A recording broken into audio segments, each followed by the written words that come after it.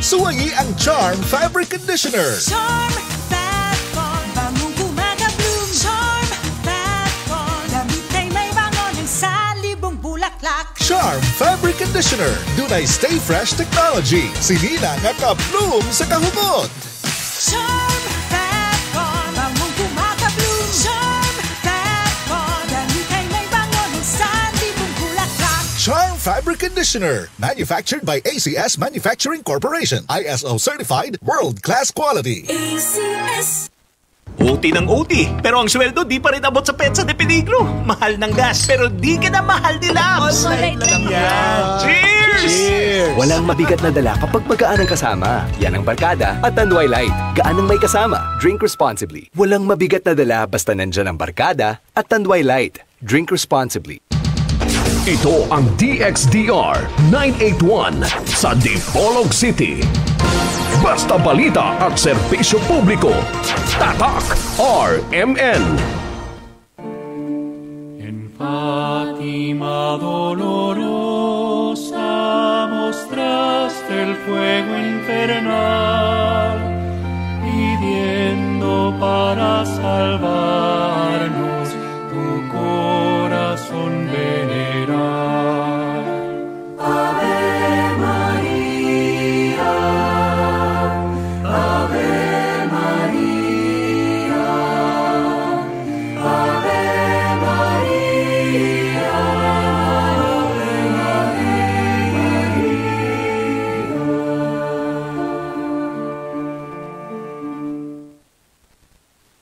Sa ngalan ng Ama, ng Anak at ng Espiritu Santo. Amen. Ito na naman ang inyong lingkod sa palatuntunang liwanag at mga sagot katoliko. Kapatid na Silbert Dondoyano Sr. Kasama ang ating mga kaibigan, mga kapatid na mga kasamang radyoman, no? Sa technical side, kasamang radyoman Danny Luod, kasamang radyoman Tax Ilumba, at ating paggalang sa ating ama ng ating istasyon sa RMN Dipolog. Paggalang natin sa kay SM o Sierra Mike Edgar Dagumo. Of course, no, with the group, no, sa buong staff ng RMN Dipolog. Hindi ko na lang pangalanan, no. Okay.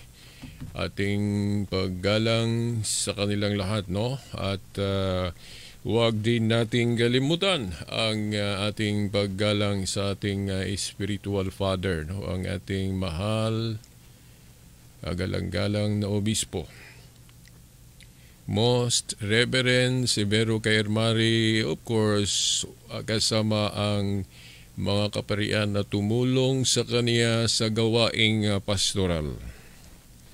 Okay. At sa inyo rin, no, na nakikinig ngayon, nanunood sa live stream, okay, aking pagalang sa inyong lahat, no, mga Katoliko man o hindi Katoliko. Aking paggalang sa inyong lahat. At as usual, ating sasabihin, okay, Happy Lord's Day sa lahat. Happy Lord's Day sa lahat. Dahil linggo ngayon, no? Okay. At sa pagkakataong ito, okay, ating ipagpatuloy ang ating pinanunumpaang misyon, no? Pinanunumpaang tutuparin na ating ihahayag sa inyo ang mga kasagutang Katoliko, ang mga paliwanag Katoliko. Sa pagkakataong ito, gusto nating isabi sa inyo sa pamamagitan ng isang tanong. Nagtataka ba kayo kung bakit marami sa atin ang hindi na nakapokus sa mga gawaing makakapabanal sa atin. Halimbawa, ang karamihan sa atin ay nakapokus lang sa kanilang mga cellphone. Yung pagpindot-pindot ng cellphone, sa Bisaya siguro tuplok-tuplok sa cellphone. Okay. Kahit na ako, ganun din ako, May cellphone na kasi tayo. At sa ating paniwala, hindi naman masama ang cellphone kung ito'y magamit ng tama. Ano ang paggamit ng cellphone na masasabi nating ginamit natin ang cellphone sa tama? Kapag ginamit natin ang cellphone sa communication lang, na makatulong sa atin sa pagpaabot ng ating mga messages para sa iba o sa ating mga mahal sa buhay. Pero kung ang ating paggamit sa cellphone, nakalimutan na natin ang mga gawaing dapat nating gagawin, halimbawa sa ating pananampalataya, dapat magsimba tayo. Especially sa araw ng linggo, sa Christian era. Dahil ang Sunday, pinaniniwalaan natin ito na sa araw na ito, nilipat ang solemnity ng Sabat mula Sabado o Saturday to this day, araw ng linggo. Ang araw ng pagkabuhay muli ng ating Panginoong Jesucristo. Yang tinutumbok ni Apostol Juan sa Kapitulo 1 ng Apokalipsis, versikulo 10. Yang tinukoy niyang Lord's Day, na batay sa ating mga kapatid na Sabadista, Saturday pa rin ang araw na iyan. Pero sa ating mga Katoliko, hindi na iyan ang araw na Saturday sa kadahilanang sa biblical exegesis. Kapag Saturday ang tinutumbok ng Apostol Juan, sasabihin niya agad na ito ang Sabat. Dahil nakaugalian na ng mga Hudyo, katulad niya, na kapag Saturday, kilala itong Sabbath day ng mga Hudyo. So kung Saturday ang tinutumbok ni Apostol Juan, bakit Lord's Day ang ginamit niya sa talatang iyan? Ito ay dahil kung alam ninyo ang history ng iglesia o simbahan, kung alam ninyo na may naging disipulo si Apostol Juan na pinangalan ng Saint Ignatius of Antioch, the third bishop of Antioch, sabi niya, ang Lord's Day ay ang araw ng resurrection. Isaan galing ang nalalaman ni Ignacio o Saint Ignatius of Antioch? Galing sa kanyang teacher. Sino ba ang teacher niya? According o batay sa history of the church, si Apostol Juan. So galing kay Apostol Juan ang kaniyang mga nalalaman. So dahil disipulo si Saint Ignatius of Antioch ni Apostol Juan, na sisiguro nating ang tinutumbok o pinapahiwatig ni Apostol Juan sa Apokalipsis 1:10 na Lord's Day ang araw na linggo o araw sa pagkabuhay muli ng ating Panginoong Jesucristo.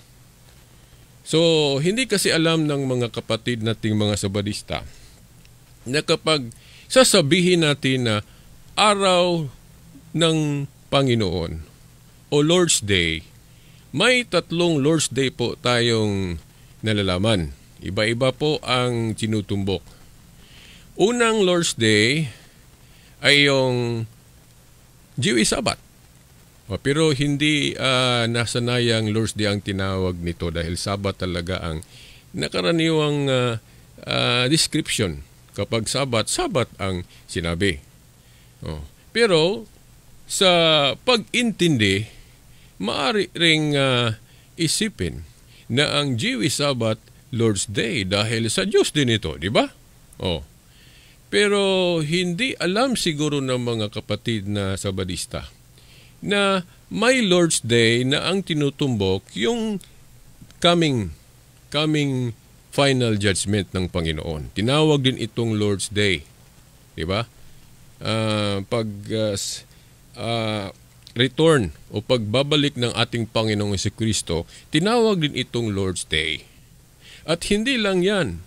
Ang Sunday na araw ng resurrection ng Panginoong Jesucristo, Lord's Day din ito. Malaman natin ito sa history ng simbahan.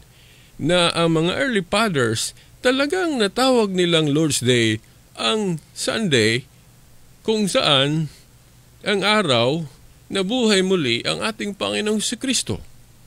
So, nasisiguro natin na ang Lord's Day sa Apokalipsis 1:10 ang tinutumbok ni Apostol Juan ang Sunday. Kaya tama ang Catholic exegesis sa Revelation 1:10. Okay. So, bakit sinabi natin ito? Double application po ito. Paliwanag tungkol sa Lord's Day o pagsambang Sunday sa Panginoon. At ito rin ang nagpaalala sa ating mga Kristiyano na dapat tayong sumamba sa araw ng Sunday kung tayo ay mga Kristiyanong mga Katoliko.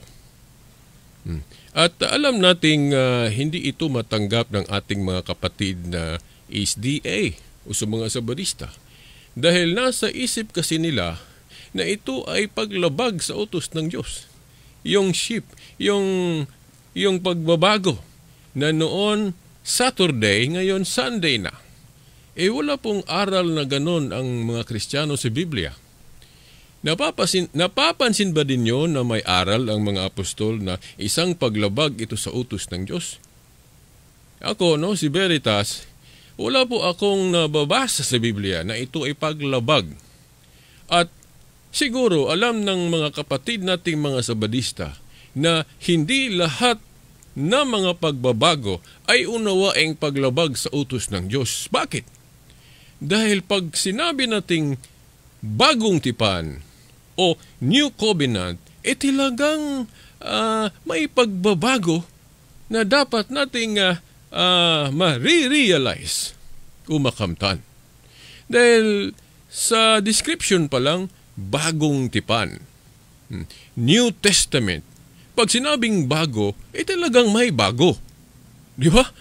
Dahil kung lahat old o matanda, paano nating sabihing bago kung ito'y old lang palagi? Walang pagbabago. Di ba? Iisipin ninyo mga kapatid at mga magulang. At saka, sa Book of Hebrews, may mababasa tayong kung papalitan ang kaparian, papalitan din ang mga batas. Nakita nyo mga kapatid at mga magulang, may pagpapalit sa batas na hindi unawaing paglabag sa utos ng Diyos. Mismo ang Biblia ang nagsabi na may mga pagbabago sa batas na hindi unawaing paglabag sa Diyos, na ibig sabihin, unawain itong pagtupad o pagpulfill.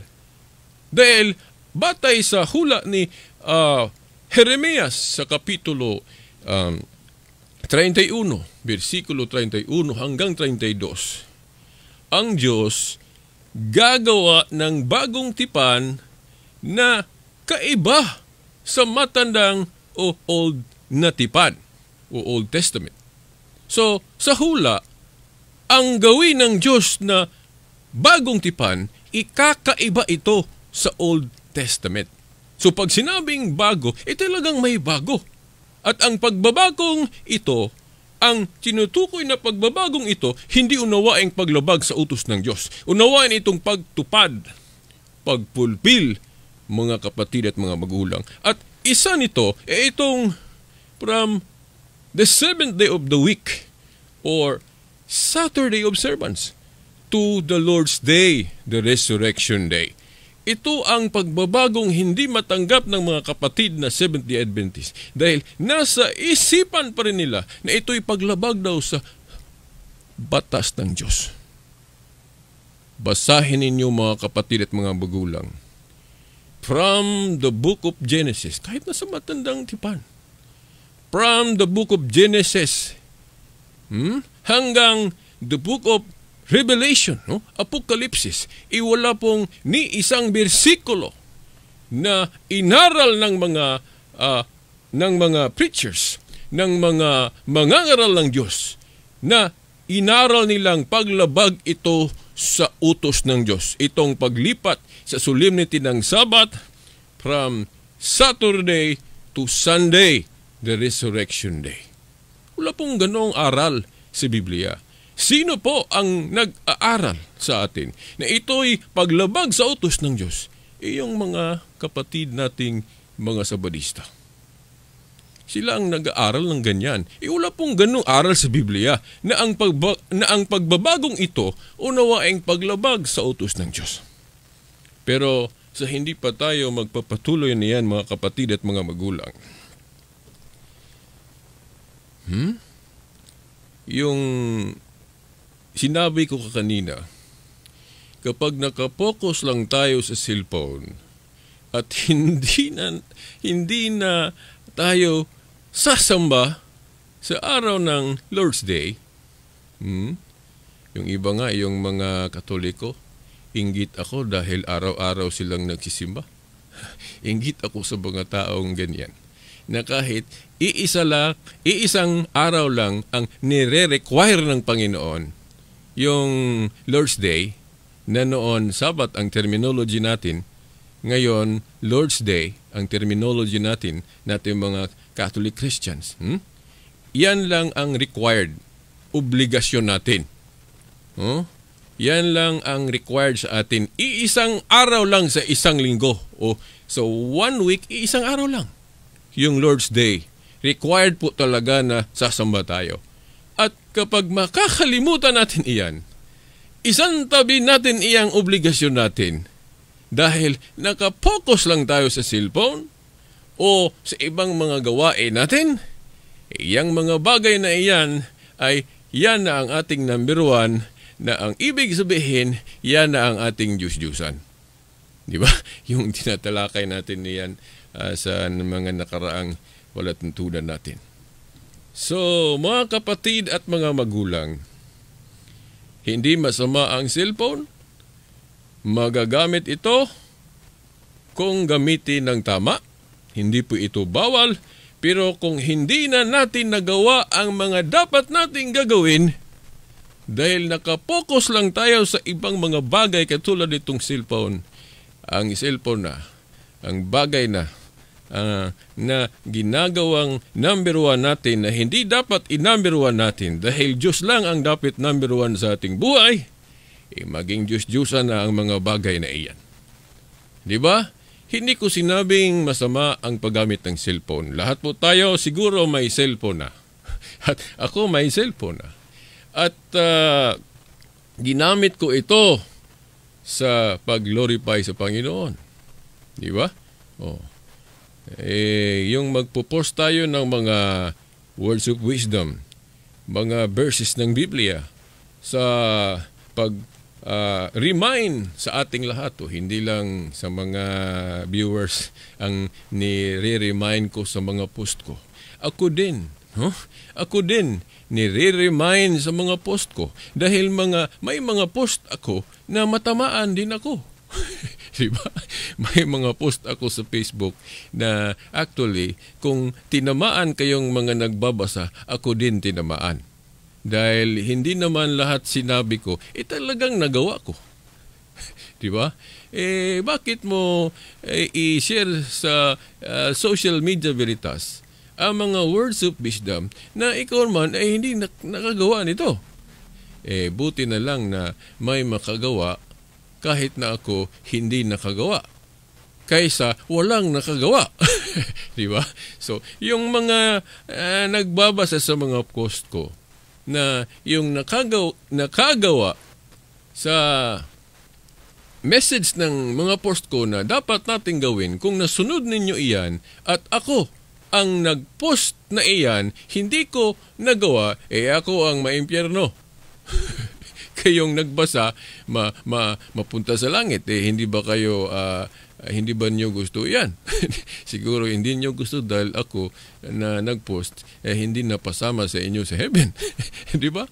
Pero, mabuti sa inyo kung ganyan ang mangyayari kaysa hindi ako magpo-post na wala talagang mga reminder ang makikita natin. Di ba? At sa mga mga kapatid at mga magulang, i-expound natin yung mga visual aids natin, na yung mga sacred images natin, yung mga larawan at ribulto ng mga santo. Bakit tayong mga Katoliko ay may ganon na tradisyon, mga debosyon? Bakit may mga ribulto tayo sa mga santo? May mga ribulto ba tayo sa mga santo para sambahing Diyos-Diyusan? Uulit-ulitin ko, hindi po ganon ang aral Katoliko, mga kapatid at mga magulang. Nagkakamali kayo kung ang pakay sa aral Katoliko sa paggawa ng mga larawan at ribulto para sambahing Diyos-Diyusan ang mga bagay na ito, ay nagkakamali kayo. Nagkakamali kayo. Dahil ang tunay na aral o totoong aral Katoliko tungkol sa mga ribulto, ginagawa lang ito para gawing simbolo o representation. Di ba? Bakit naglagay tayo ng mga larawan ng mga santo? Dahil natural. Kapag makakita tayo ng mga ribulto ng mga santo at kung alam natin ang kanilang mga example, ang kanilang mga ginagawa ng buhay pa sila, mariremind tayo sa kung ano dapat ang gagawin natin mga Kristiyano na ginagawa ng ating mga santo ng buhay pa sila. Di ba? Ma-remind tayo sa kanilang mga gawaing mabuti na kalugod-lugod sa harapan ng Diyos. Masama ba ito, mga kapatid at mga magulang? Masama ba na ilalatag natin, itataas natin, ipapakita natin ang mga example, ang mga instrumento, ang mga bagay na magpaalala natin sa mga magagandang ginawa ng ating mga bayani sa pananampalataya? Masama ba iyan, mga kapatid at magulang? Ang masama kung gawing Diyos-Diyusan. Aral Katoliko naman iyan, di ba? Kung gawing Diyos-Diyusan. Pero kung gawing reminder sa ating pananampalataya, hindi ito bawal, mga kapatid at mga magulang. Hindi na ito kailangan pa ng bersikulo. Di ba? Hindi na ito kailangan ng kahit na isang bersikulo. Di ba? Common sense po ito. Bakit ngayon may mga mangangaral, may mga pastor at ministro, patawarin sana, na kapag sila ang mangangaral, buburahin nila ang mga example na pinapakita nating mga Katoliko. Bakit mabura nila? May nakita pa akong pastor sa isang video na giniba niya yung mga ribulto ng mga santo dahil sa isip na may talata naman ng Biblia na gibain yung mga Diyos-Diyusan. Pero ang tanong, Diyos-Diyusan ba ang mga ribultong Katoliko? Dahil hindi po lahat mga ribulto unawaing Diyos-Diyusan. Biblia mismo nagpapahiwatig nito. Dahil kung lahat ng mga ribulto unawaing Diyos-Diyusan, bakit nagpagawa ang Diyos ng ribulto? At sa templo ng Diyos, may mga ribulto. Ezekiel 41:15 hanggang 20. Meron pa yan sa Book of Chronicles. Yes.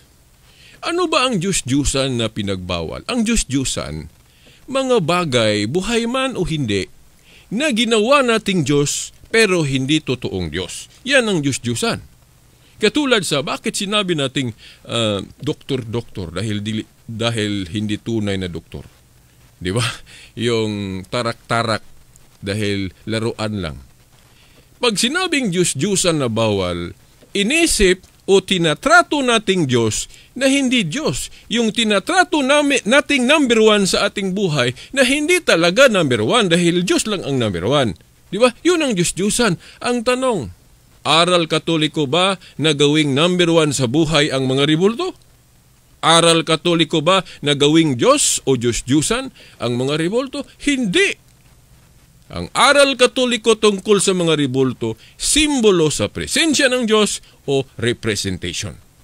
At aral katoliko din, nagsilbing mga reminder din sa mga gawaing maganda ang ribulto ng mga banal. Dahil kapag makakita tayo ng mga ribulto ng mga banal, maalala natin ang huwarang ginagawa nila ng buhay pa sila. Di ba? Yan ang aral katoliko. Di ba? So, madali lang i-detect ang mga mangangaral na hindi totoo, na hindi dapat paniwalaan natin. Yung mga pastor at ministro na kung mangangaral sila, mabura. Hindi nag-i-encourage sa paglagay ng mga example. Ibig sabihin natin, yung mga ribulto ng mga santo. Sino ba ang gusto nito? Ang demonyo. Dahil gusto ng demonyo na mawalan tayo ng mga example. Dahil ang example ay magpaalala sa atin sa ano ang dapat gagawin natin. Di ba? Yan ang dahilan kung bakit ang daming mga Kristiyano ngayon, kabilang na ang mga Katoliko nito, kung bakit hindi maganda ang makikita nating mga ginagawa nila dahil ang totoong example na ipinakita ng simbahan, yung mga ribulto ng mga santo, hindi po nasunod. Yung mga teleserye lang ang nasunod. Di ba? Okay, wala na po tayong oras. Itutuloy natin ito sa susunod na linggo. Ang kapatid na Silbert, sa palatuntunang ito, sa ngalan ng Ama, ng Anak, at ng Espiritu Santo. Amen. En Fátima dolorosa mostraste el fuego infernal, pidiendo para salvarnos tu corazón venerar. Ave María, Ave María, Ave María, Ave